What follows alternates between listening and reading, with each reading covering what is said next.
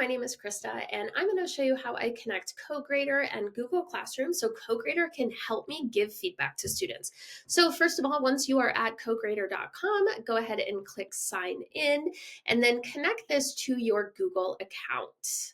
And once that is connected, then you're going to look over here at your classes that you have already imported. If you need to import a class, all you have to do is click New Class, import directly from your Google Classroom. Now, I have two classes over here, my Language Arts A and my Language Arts B class, and I need to import an assignment. So I'm going to click on this New Assignment button and import from Google Classroom the assignment that my students have already submitted.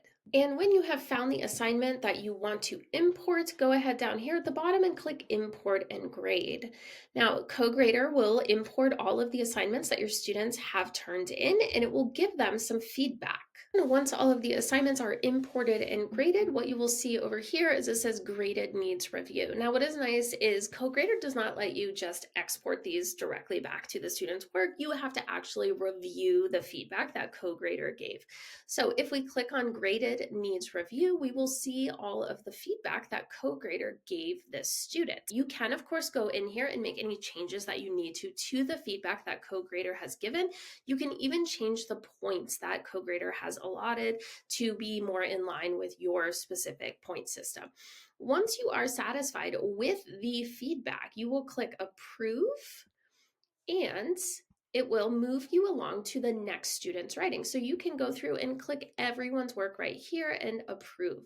Now, when you are finished and you have approved everybody's work, all you have to do to send it back to the student in Google Classroom is click Export, Send to Google Classroom. And you can include everything, all of the feedback that CoGrader gave, or maybe you just want to include the glow and the grow, or maybe you just want to include the think about it and the grow. I like to include everything, so I click Export Feedback.